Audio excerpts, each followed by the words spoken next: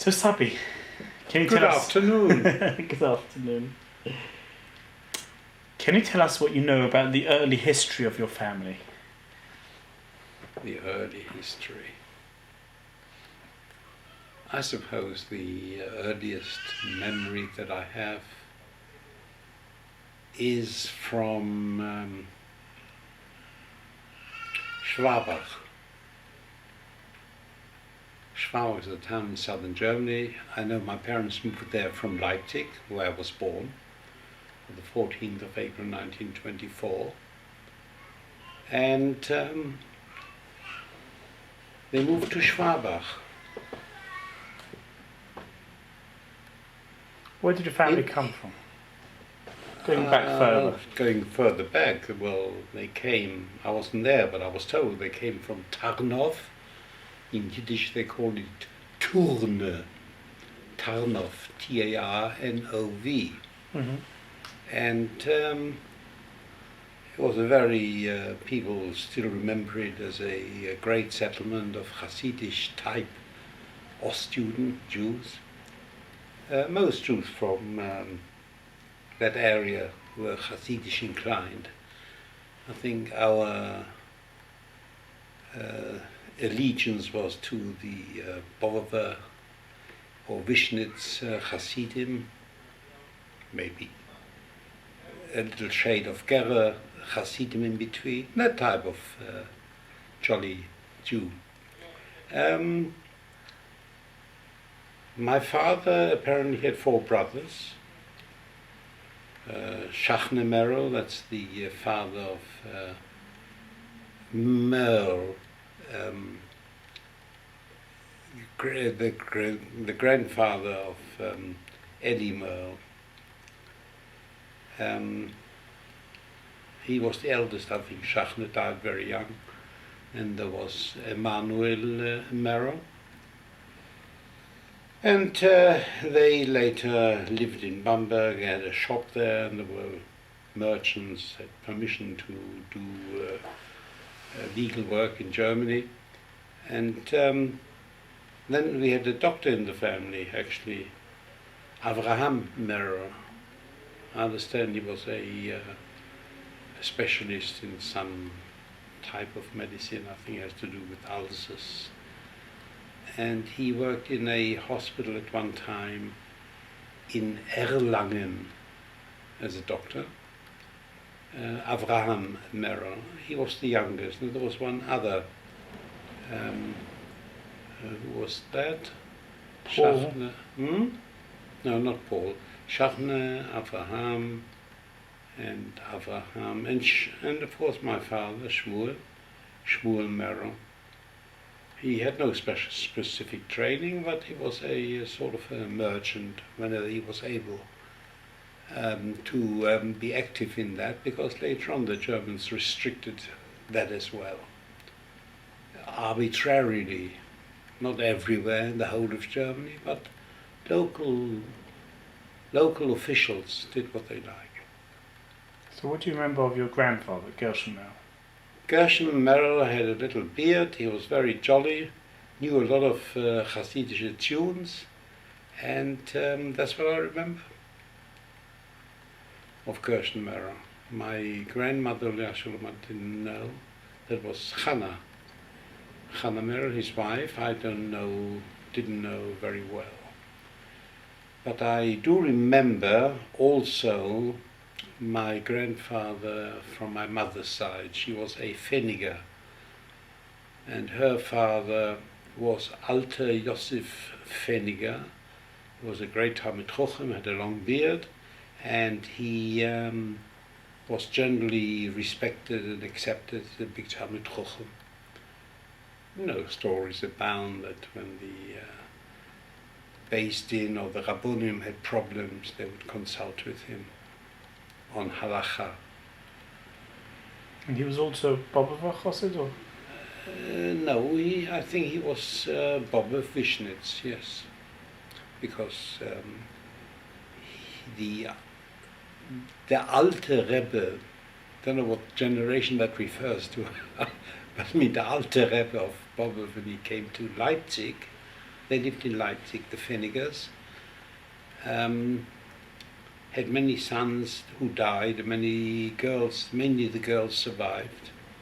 In fact, only the girls survived. I think he had 10 children and I only knew 3 or 4 of them, all girls. Tante Ratze was one of the commercial stars of the girls. She dealt in furs because that was what was done in Leipzig. You know, it was a fur town. And she had a business premises and bought furs from outlying farmers, of rabbits and all that sort of thing. And made a living and supported her parents with that. Supported them well. I remember him still from Schwabach, but he was already elderly and ill at that time. And he used to live with you there? He used to live with my parents, yes. And what are your recollections of him? Man with a white beard, long white beard, and a person who was ill and had to be looked after. But I never had much conversation with him, talk, because I was very small and he was very ill. So you knew both grandfathers, but I knew both grandfathers, grandmother. but neither grandmother. Yeah. I think that is going back to the grandfather generation. Mm-hmm. Beyond that, I mean, my mother was one of the Feniger girls, and she married my father, who was a very handsome, jolly young Merrill in Leipzig. And they had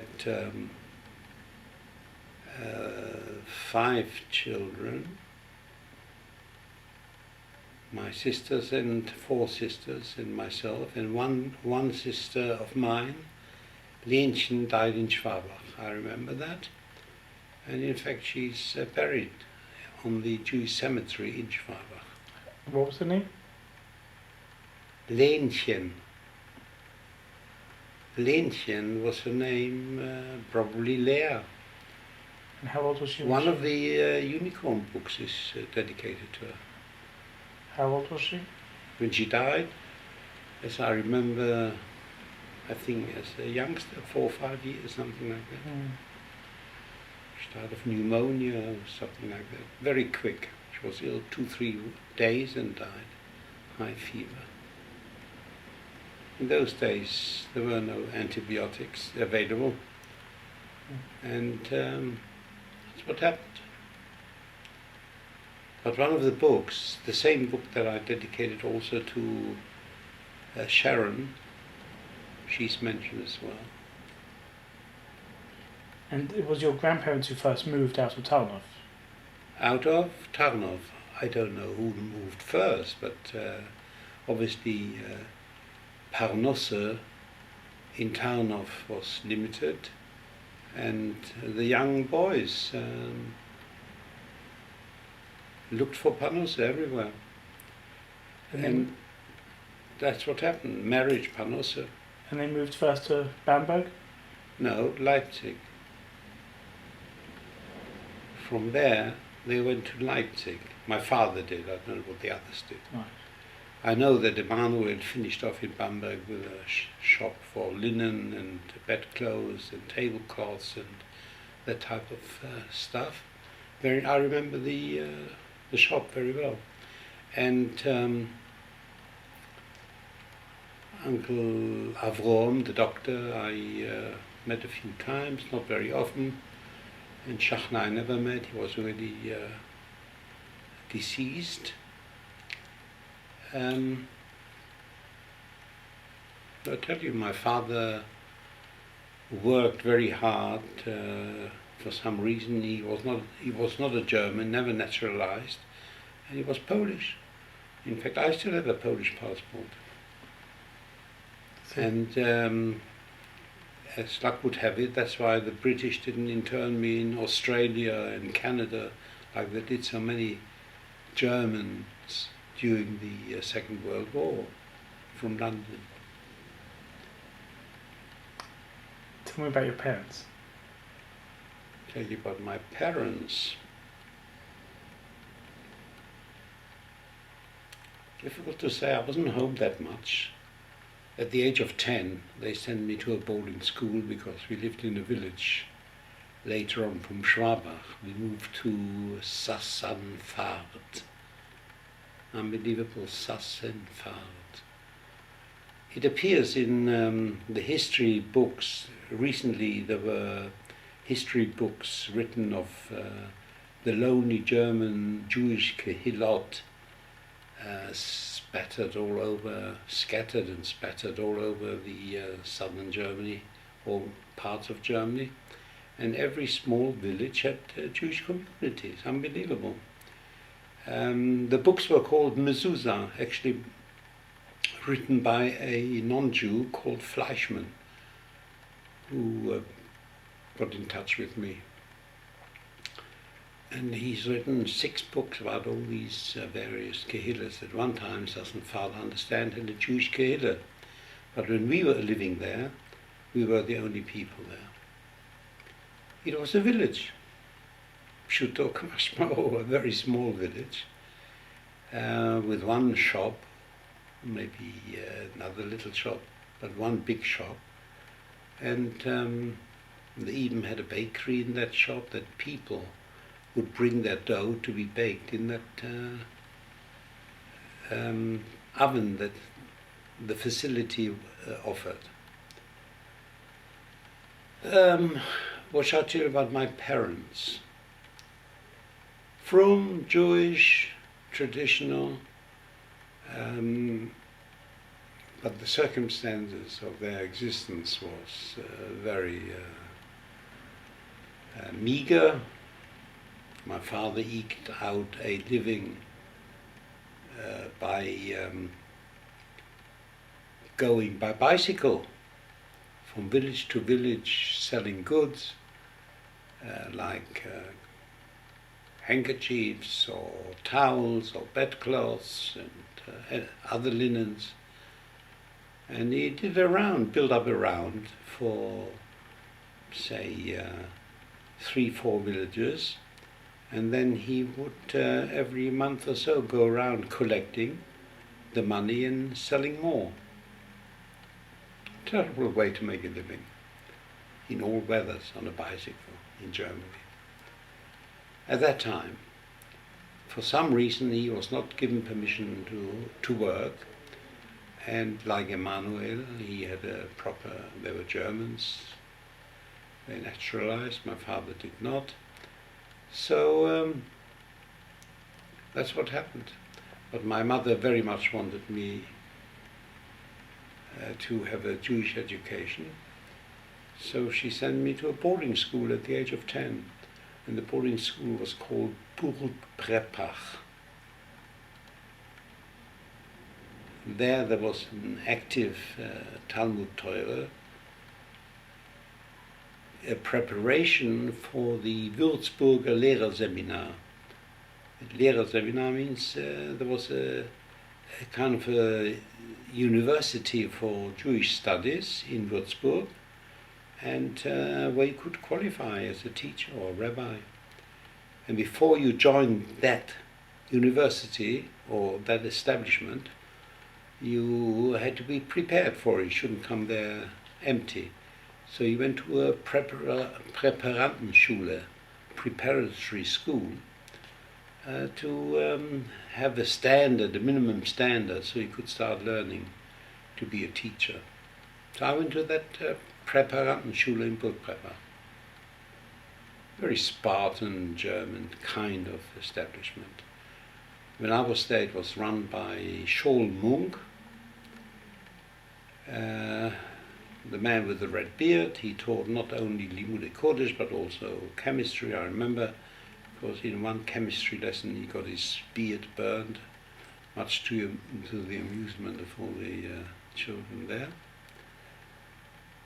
And we had another Spartan crazy teacher called Julius Hamburger. He was very much into Kopfrechnen. You know what that means? Chain calculations by heart. You would, start off saying 10 times 5 plus 20 divided by 3 and so on. This would carry on for about half an hour, like a chain, non-stop, and you all had to work it out in your head. And that was very good training. I was very good at it. Usually I was the only one who got the result. I remember once we got it and I was one of the youngest at the time. But because I got the correct result, he declared a holiday for the school and we all went skating on a local lake, Wow. as I remember, yes. In any case, that's Kopfrechnen, reckoning in your head, chains of figures. Kettenrechnung. He loved that. So that was one way of my training. But already at the age of 10, I remember my first Gemara I learned in Buprebach was Chulin. And in fact, my Bar Mitzvah setter was on my Bar Mitzvah dosha was on Chulin. Tipas Chulov Shilov Lubsoichat Hichas Boso. If a drop of milk falls on a piece of meat, how you can have it, how you cannot have it, whether it's noise and tam, whether it's bottled with shishim. This sugya. That was my first Gemara, Chulin.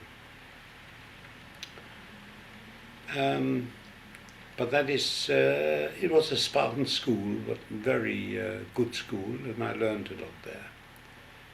I think at the age of 14, I joined that school when I was 10 years old, so it was about 34,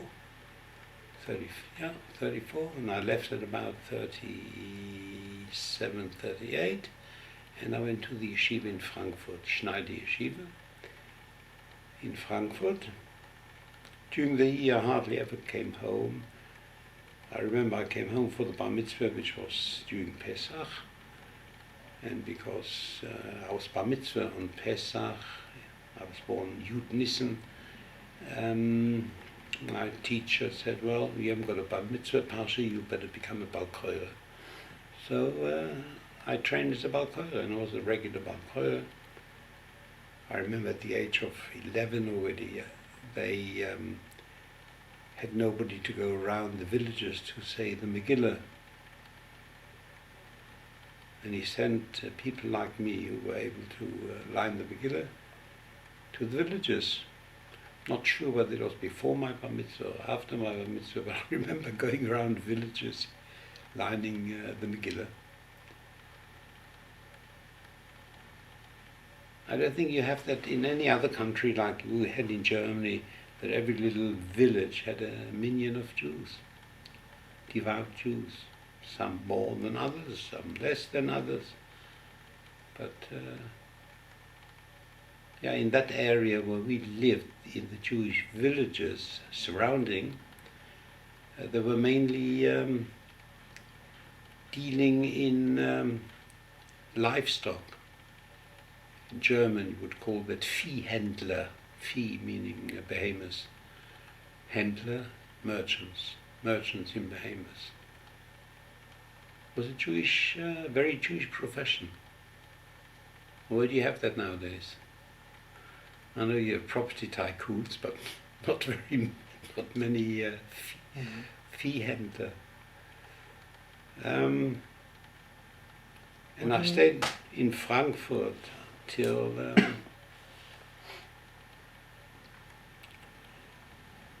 I came more or less to England on the 5th of January 1939 with the Kindertransport and my sister Esther. What do you remember going back? What do you remember of life at home, life with the family?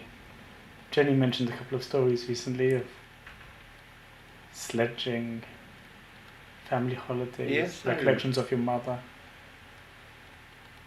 Yes, I remember. Jenny would know better because although she's younger than me by 7 years, she was born in 31.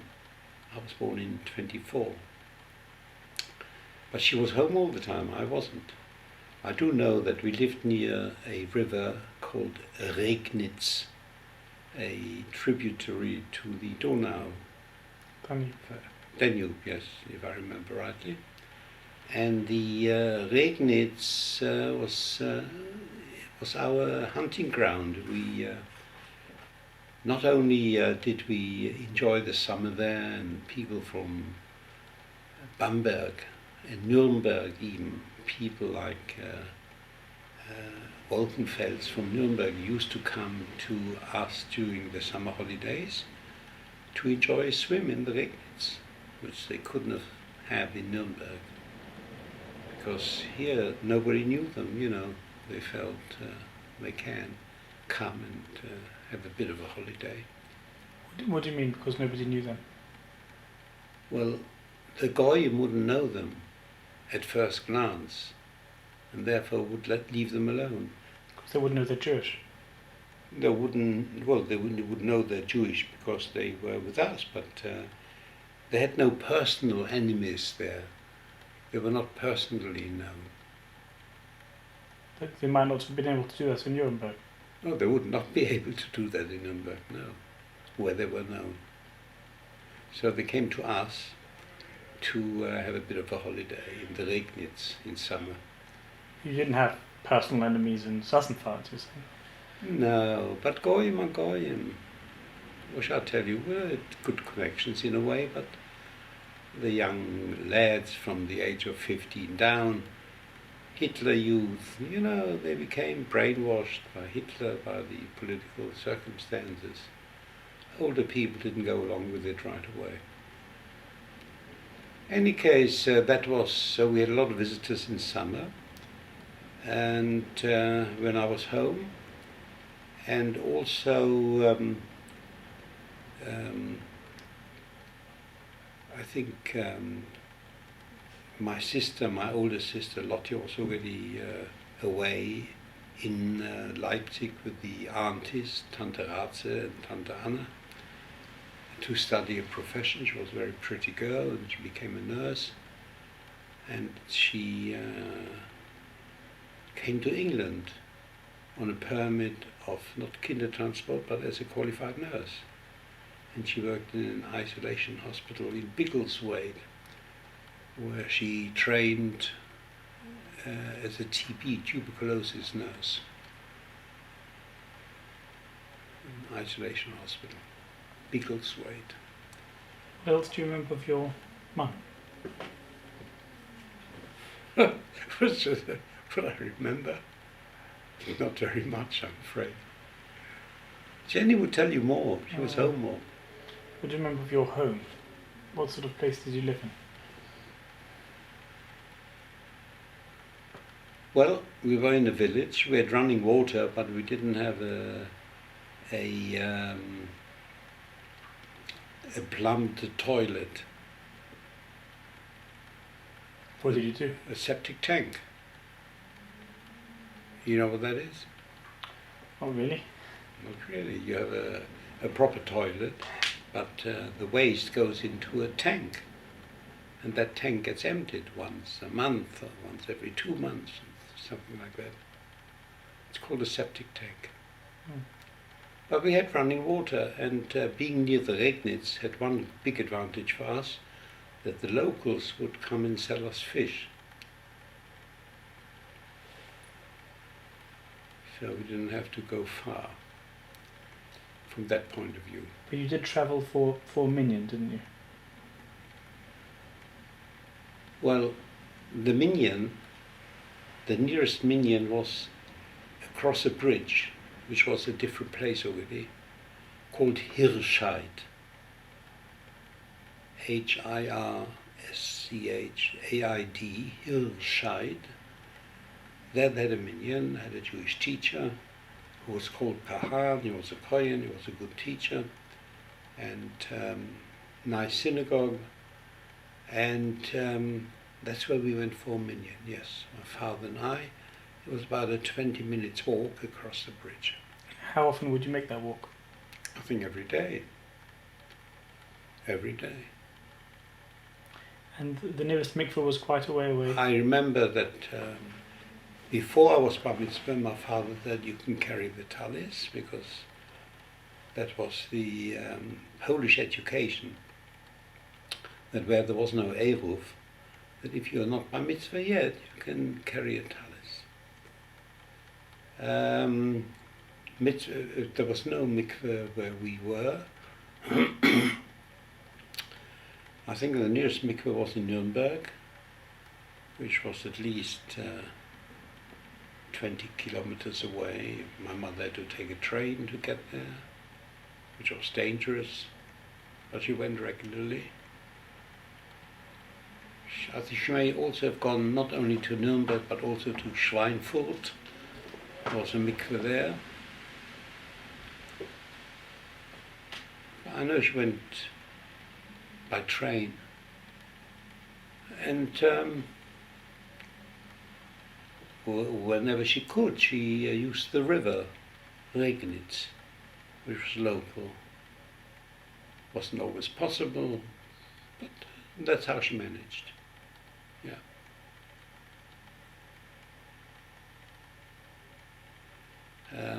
I do remember once this Khan in Hirscheid was also a shoichet of oifes, and I would be sent with chickens to the to Hirscheid to have the chicken legally and traditionally shechted by him. And then my mother would prepare it, and that nowadays very few women know how to do, because they don't bother. They buy it in the supermarket, and it's already all prepared, all done. I remember that clearly, that I carried chickens to for shechting to Khan. There was no shortage of chickens in the village. Do you remember any stories or particular things that your parents told you?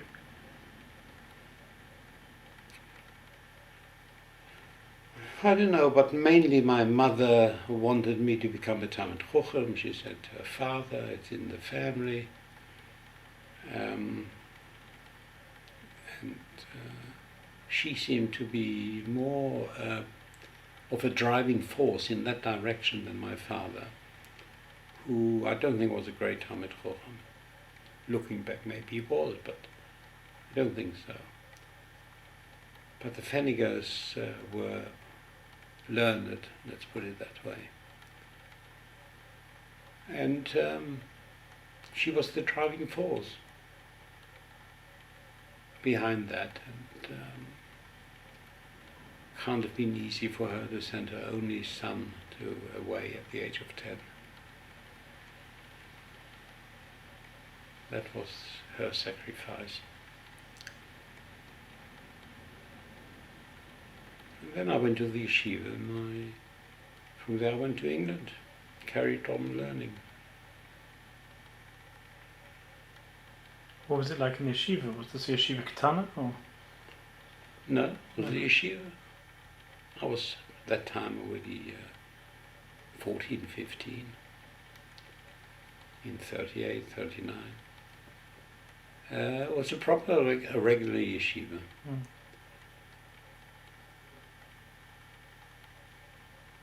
I mean, the change between the educational system of the yeshiva and the educational system that I went through in Burpepach was unbelievable change, which even I at that age discerned very well.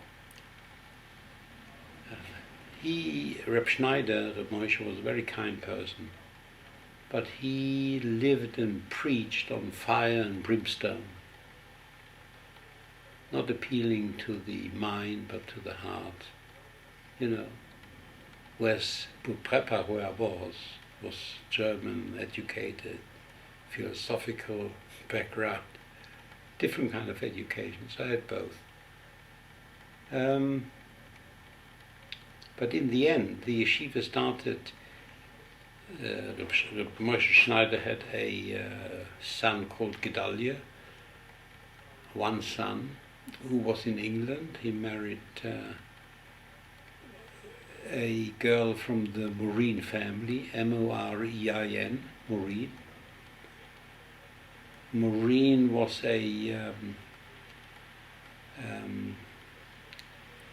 reverend in one of the United Synagogue centers in near Highbury. I think the shul doesn't exist anymore, and he was the brother-in-law of Gedalia, so I stayed with them and learned in the yeshiva until the yeshiva got organized. I was the first bocher who came from Frankfurt. And subsequently, when others came, yeshiva grew. And I recently spoke to the son of Alter Halpen, Olav Shalom, who knew about me, and I told him that I knew his father before he had a beard. Couldn't believe it. And he's now a koilel. He learns in that koilel. People like Fischl Goldberg, Alter Halpen, Sternbuch, Weiss, Tuvia Weiss, who is now the head of the Eder Charedis in Yerushalayim. Whenever he sees me, embraces me and kisses me. You know, those were boys. You didn't live in the yeshiva, did you? No, I just told you. Yeah. I lived with Maureen. Yeah. And later on, when it didn't work out... Where was that? Maureen lived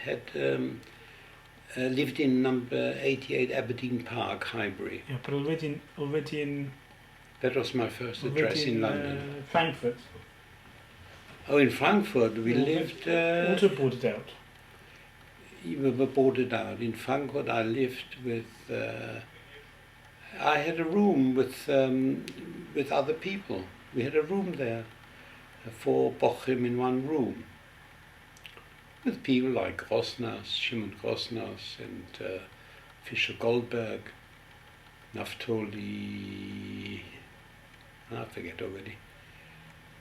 Alter Halpern.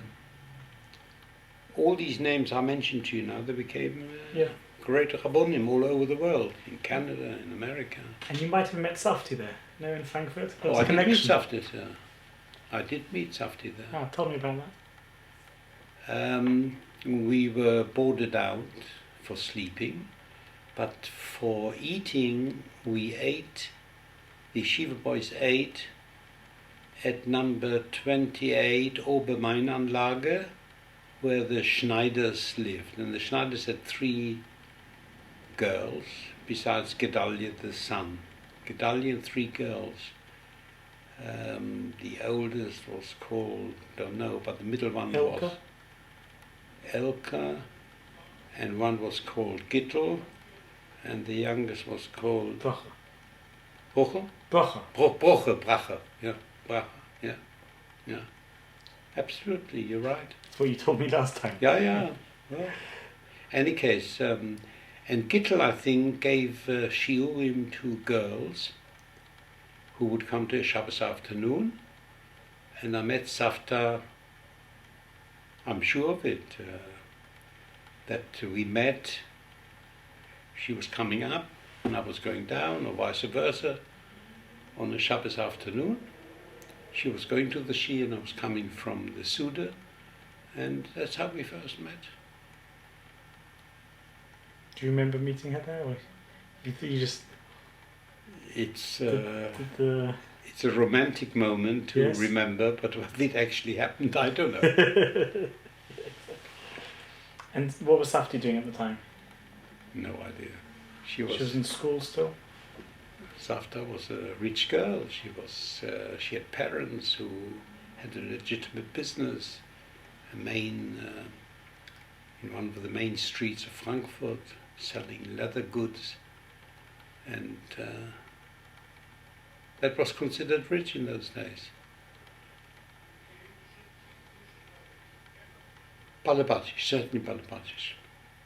And because they had money, they left Germany early, and Safta followed, Safti Olea Shulam followed via France, northern France. She lived with the family relations Sturm in Lille, Pas de Calais. Yeah, we visited together after, not so long ago, we visited Lille and the base Eulam there,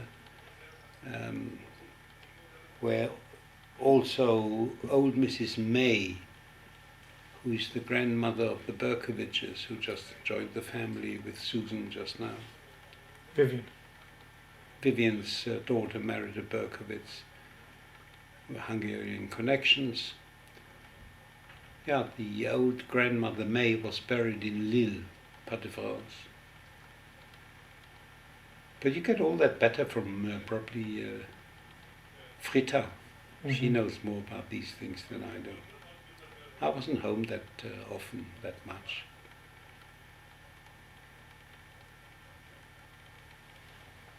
Any case,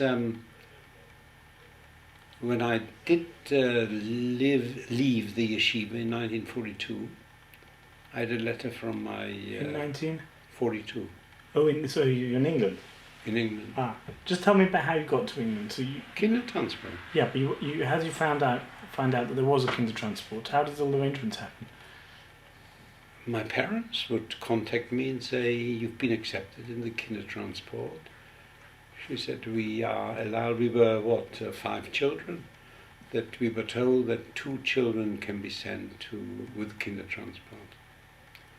So they sent Esther and me. And how did the others get out? Well, Lottie got out as a nurse to Biggleswade, and the other 2, Jenny and Sophie, or Sophie and Jenny, they were kids, age of 10. They stayed with the mother until they, after the war, were, after much running and shifting about from place to place, including non-Jewish Christian establishments, they were found by the Red Cross after the war, and we brought them to England. Esther and myself brought them to England, and they lived with us in number 60 Manor Road, Stamford Hill. So how did they stayed in Europe throughout the war? Yeah. Jenny and Sophie? Yeah. When my mother died in 1942, they were all alone. And your mother died while they were in hiding? No, my mother died in Perpignan, in a concentration camp. She was captured? Yes, my father and mother were captured. My father was sent to Auschwitz in August 1942, I think, and never heard of then. And my mother was directed to a camp in Riversalt with the girls. Riversalt is near Perpignan. And the girls were with my mother. And when my mother died, they were passed on from place to place to place until they ended up in Bellebert. There was a Jewish hostel in Switzerland. And after the war, we found out and brought them to England. Were they also caught, or did they stay in hiding till the rest? No, they were caught. They weren't killed, but they were caught. Did you ever have any word out of between 1939 and 1942? Did you hear anything from your family? Yes, we had letters. Yeah. Really? Yeah. There was still a postal service? Or? Yes, we had letters. And at first my father wrote, he's going down the mines, salt mines, Jena mines, until he became ill. And then they burnt him. They had no time for ill persons, the Germans.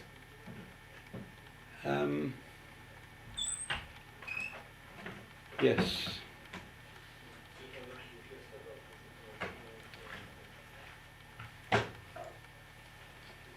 What else shall I tell you? I'll just take a break. They, I know they went to Catholic establishments, and the priests were very kind, didn't try to persuade them to become Goyish. They were very devout, and Shabbos Baruch looked after them. And until they ended up in Billebe, that at that time was a Jewish organized hostel in Switzerland. The Red Cross found them for us, and we brought them to England. Yeah. And tell us about your journey to England. What shall I tell you? Well, the only time, I think I must have told you this before, the Kindertransport was organized, but the food they offered you was not kosher. And there was a group of about 10, 20 boys and girls from my area who wouldn't eat the non-kosher food.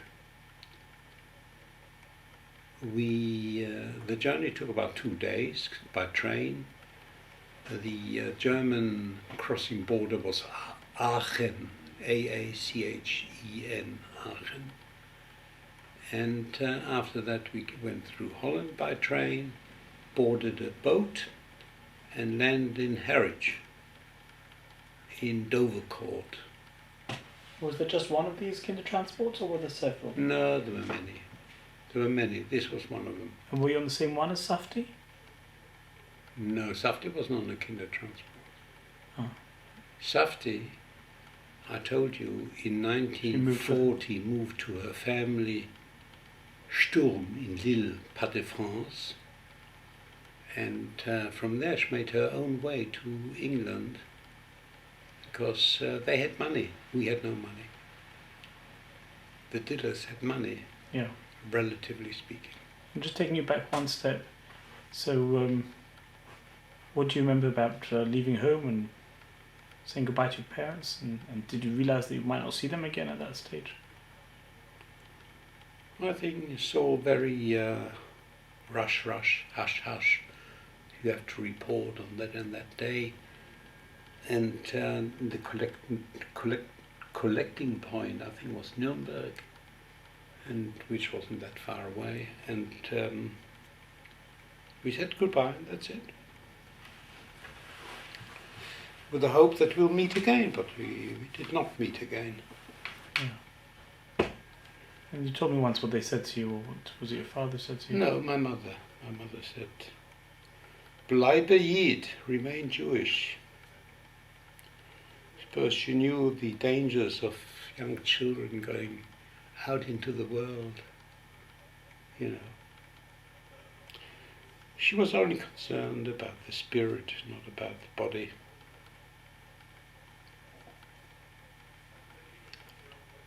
Yeah. Any case, the journey, we had a beautiful German shepherd's dog at home. It was called Alma. And Esther was so fond of that dog that she schlepped that chain. The Germans killed the dog, Jewish dog. So she schlepped the chain, metal chain of the dog with her to England. She was so attached to it, to the dog, with the chain. Unbelievable. Any case, so in Dovercourt was non-Jewish, was organized by, at that time, the Anglo-Saxon Jewish community called Woburn House. And they didn't organize kosher. And when you complained, they said, "Don't you know there's a war on?" But we never ate treifa. The only time we lived on bread and water was in England. Yeah. And how long did you stay in Dovercourt? It was a few months until the yeshiva found out I'm there, because they asked you, they interview you, do you know anybody? Have you got friends, connections, family? So I said, yes, I was in the yeshiva moved to London, and they contacted the yeshiva and they took me out and billeted me with Mr. Reverend Maureen, Yeah. Oliver Shulam. Your sister? number 88 Aberdeen Park. My sister went into a home in Newport, Monmouthshire. And from there on, she later on wanted to move near me, so she managed to get herself a job. And we rented a flat. She worked very hard. She rented a flat in Upper Clapton Road, 192 Upper Clapton Road. That was a refugee house, meaning lots of refugee families lived there, like Goldman, Wolkenfeld, and others, I don't know. Any case, so we took a room there, a couple of rooms, and we made a living accommodation out of it, out of 2 rooms. And she was a seamstress, earning all of £3 a week. Unbelievable. Yeah, happy to get the work. And that's how I joined. I took a job as a spectacle maker, making spectacle frames out of plastic. And you were training alongside your job? that was in the evening. I said, I don't want to be a spectacle maker, but optician. So I was training by correspondence. Took a long time, but after 10 years I had my optical degrees, and I passed the entrance exam after you do, what was it called? In the university, the first thing you have to do, without which you can't do university training. Some sort of basic. There again, I had a lot of muzzle. The exams were of Shabbos in winter, and I wrote to them, to the university. The exams were held in Kensington Hall, near Kensington. That I'm a frum Jew and I can't sit for examination on Erev Shabbos. And I remember sitting in that huge hall. It was called at that time matriculation. When you had to have a matriculation before they let you study optics or anything else. So I passed matriculation, and I was the only one there on a Friday afternoon, a hall that held hundreds. And special examiners watched over me. You did it before them? Before them, yes. 2 hours before them, so I could get home in time for Shabbos. Very accommodating. Yeah. That was the beginning of my optical career. So during the war years, you stayed in London throughout? Throughout, yes. Throughout the Blitz. I didn't move. Safti actually moved with her parents. Safti Shalom's parents moved to Cheshire, I think, because quite a Jewish community built up for people who ran away from London, from the Blitz. But I stayed in London all the time. I worked during the day and studied at night. And when did you and Safti meet?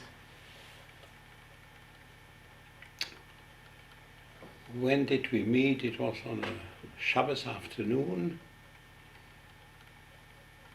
I was walking with a bucher from the yeshiva in Springfield Park. I mean, the yeshiva was around the corner in Stamford Hill. So I was walking with the bucher in Springfield Park, and Safti was walking with a girl with whom I came to England, Rosel Neumann. So we knew each other from Dover Court. And she introduced me to Safti. That's how we met. Nice Jewish shidduch. How did you then meet again? What happened? Oh, later on, we liked each other, so I went to Ezra, she went to Bachad it was called. youth movements, youth talk, Palestine, this, that. You know, these youth movements, for us, were a lifeline. We had no family. So the friends that we made, we like to meet and keep as if they were family. And in a way they were. That's all the family we had. So it was very important to us to have Onik Shabbos together with your friends, singing and talking and expressing views about the political side, about Palestine. So that's how we met. So she was not inclined to be Ezra, she was inclined to be more Mizrahi. So I went to see her, I went to her meetings of the Mizrahi, she came to Ezra, and that's, but we agreed to differ. At that time it was seemed all very important. Now neither exist. I think Ezra still exists. What? Ezra still exists. Yeah. Not in the same form. No. It's got no sugar.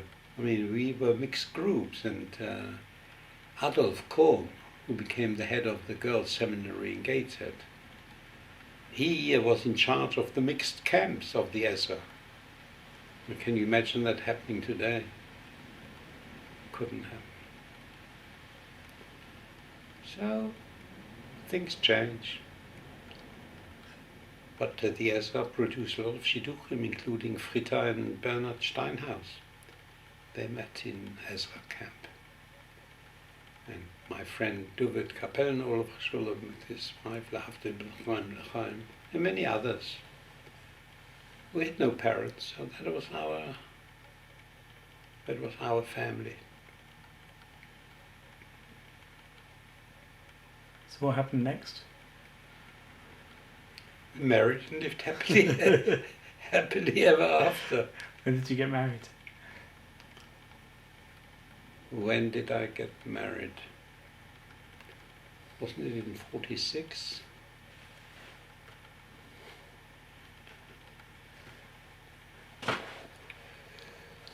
Well, I think in 1946. Mm-hmm. Well, my mum was born in 47, so it can't have been much after that. No, 46. And Mr. Dillor of Ashulam didn't have a son, he only had 2 girls. Wanted me very much to join the business. He sent me to Cordwainer's College. Have you heard of it? So, Cordwainer's College. Cordwainer means saddle maker, where you learn leather goods. mm-hmm. I went to that college, passed with distinction. Oh, you did it? Yeah, I didn't like it. I wanted to be my own boss, and I was interested in optics, which I started to study. And so after a very short period of time, like a month or so, trying the leather goods, I said, it's not for me. This was the first month after you got married? Yeah, not for me. Where did you live when you got married? We started off life at the Diller residence, number 52 Filey Avenue, Stamford Hill. Living with the in-laws? Living with the in-laws. How was that? Bad. It was because it was bad inasmuch they left me alone, but they didn't leave Safti alone. The mother was very domineering, and she said, do this, do that, and like she did all her life. She still treated her, now that she was married, the same way. So very shortly afterwards, I moved out. I found a flat in Heathland Road, and we moved. And from Heathland Road, I went to the Downage. When did you move to Henton? In 1950. Hmm. No, we started off married life in 52 Filey Avenue. Mm-hmm. After a month or two, certainly within 3 months, I rented a flat in Heathland Road, and we lived there until I moved to the Downage. So it was a big jump from Heathland Road to the Downage. I missed Golders Green. And you stayed in that house in the Downridge till you made Aliyah Yeah, in 1976. yeah, yeah. Yes, very happy days.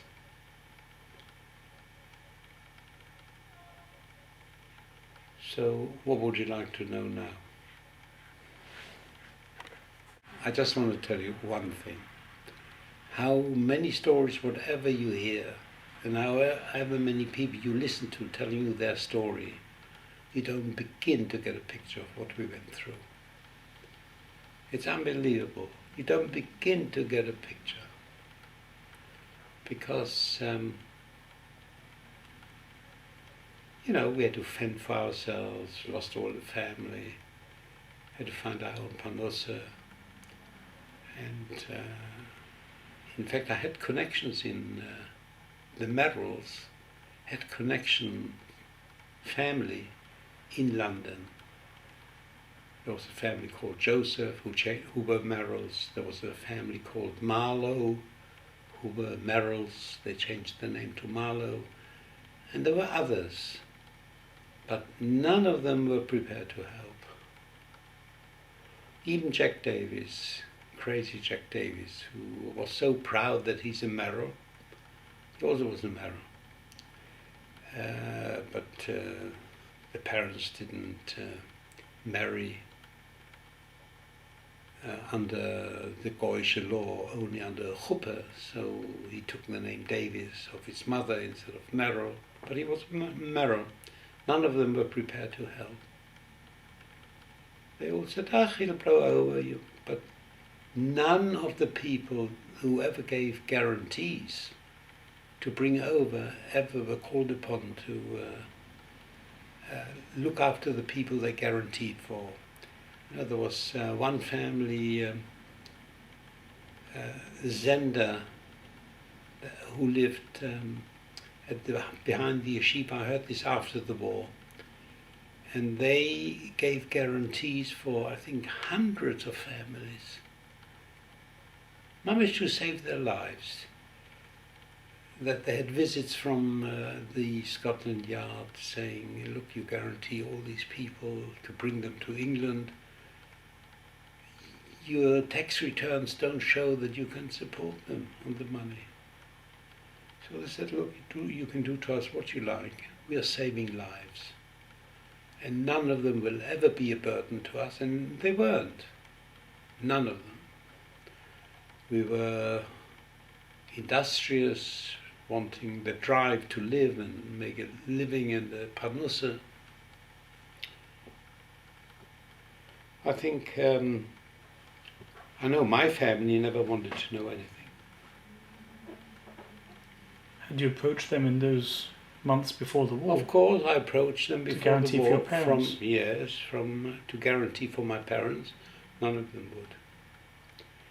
About 20 odd years later, Safti walked into a jewelry shop in Hendon. There was a jewelry shop called Joseph in a parade between Finchley Road and Parsons Street. There was a little parade of shops. And she walked in there to have something done, and she left her name. And the woman said, oh, we know your husband, Nathan, but he came to us. We should help the parents, but we couldn't at the time, and he never approached us again. So they remembered. They told Safti that. Had you approached many people? I mean, this must have been... I approached whomever I met. With your heart in your hand. Yeah. People didn't want to give guarantees. Those people I approached. It was not Min HaShamayim. Others gave freely. We weren't all like that. As I just told you.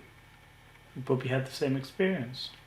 Yeah? Yes, she was also looking for guarantors for her parents and couldn't find. No, but this sender that I told you about, some were different. Most people didn't, but some people did.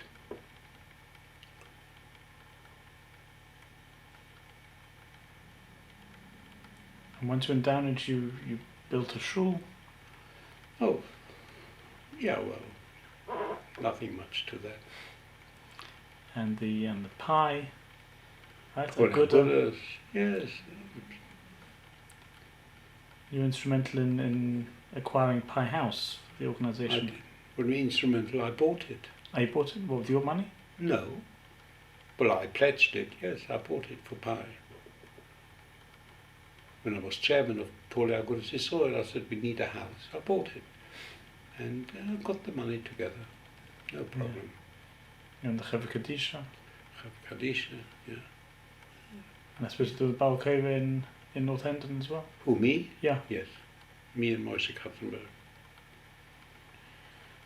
And why did you make Aliyah? Well, look, I was born in Germany. I'm not German. Don't want to have anything to do with the Germans. And I don't understand how the Israelis run to Germany for holidays. Like I have a friend, Zavatsky, he said to me, he asked the rabbi, may you step on a grave? So the rabbi said, no, you may not. So he says, how can people go to Germany and Poland? Wherever they step is Jewish blood. Some people feel differently. They haven't been through this, particularly the Israelis. The Israelis have no sense of honor. They're very pragmatic, in my view. Whatever suits them, that goes. But I didn't want. I remember once going from England to Israel, and the plane made a landing in Frankfurt. I told them I'm not getting off the plane. I don't want to go on German soil. I said, you can carry me off, but I won't go. So I was the only one left in the plane. Under Shmira, I left somebody behind to watch me, and they went to enjoy themselves. You're saying why you made Aliyah? I know. Yeah. Because I'm not German. What do you mean? I was born in Germany, but I'm not German. No, but why didn't you stay in England? You had a nice setup. I'm not English. I had a very nice setup, not English. I felt that a Jew should be in Eretz Yisrael. I was a Zionist, if you like. But I'm cured.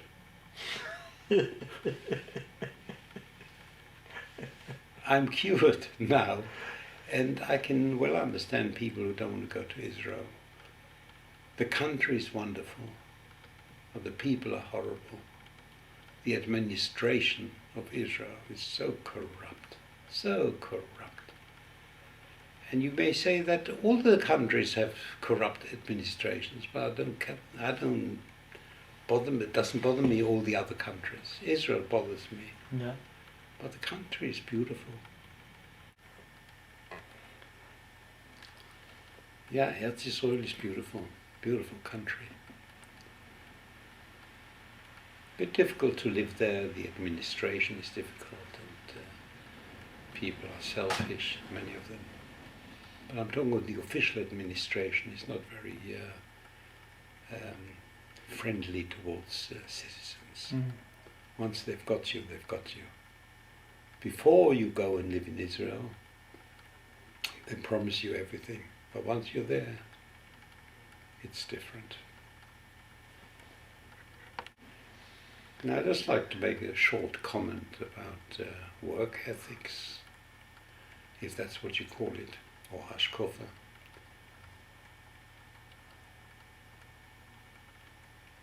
You know, there's a pasuk, Odom le'omol yulad. Le'omol, the Mashal says, is lilmoid, Rosh Hashanah, lilmoid almenos lelamed, lilmoid almenos lasois. You should do something with your life, not just sit back. I know nowadays it's very fashionable to sit back and attach yourself to a koilel, and that's what you do. You go in from 9 to, lunchtime, then in the afternoon, some have a seder in the evening, and that's all you do. You sit and you learn Torah. I think it's very important, very nice, but I've done all that without being in a koilel. I think I remember in Germany getting up in the winter an hour before davening to have a shiur in bitter cold, meters of snow, and that's how we used to learn before davening, and now it's davening in winter. To learn is very important, but I think to be independent and make your own panusse, which nowadays seems to be less of a accepted law. I mean, every Ksuba says the man undertakes to provide for the wife and children, panusse. But the girls get brainwashed by many girls, by some of the establishments, Bes Yaakov, to work, and the husband should sit and learn. I'm against that. I think they should sit and learn, but also earn a living. And Chazal already said that if you don't see a bocher from your learning after 5 years, leave it and get a panos instead. It's a problem, and my attitude is that people who only sit and learn, and particularly now the emphasis amongst the Orthodox Jews is on chitzonius, got to wear a black hat and a black frak, and it's without it you don't belong. It's like a uniform, and if you don't belong, you're not. They judge you by your clothes, which of course is most un-Jewish. Chazal say, Al tistakel b'kankan el b'ma sheyesh bo. Don't look at the bottle, but look what's inside the bottle. Very few people do nowadays. They look at the bottle. If they recognize the bottle from the outside, it's all right. If not, they don't want to know. And what's worse, they think they're superior by this behavior, which in my mind is even worse. That magia lahem, because they're sitting and learning. Well, I was taught to sit and learn in any case, but also to earn a living, work for a living. Otom le'omol yulot. More at the end of Kiddushin talks about it. Some people did like this, some people did like that. And in the end,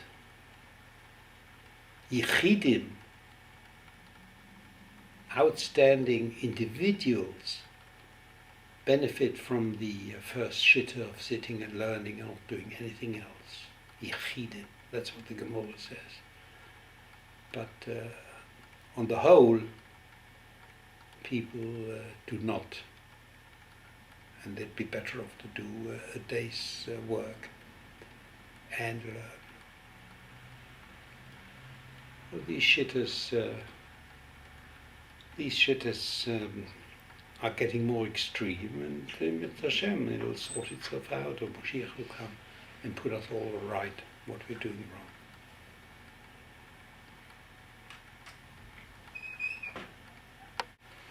But we are now in 5,767.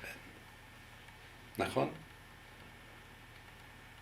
Chazal say the world will exist 6,000 years.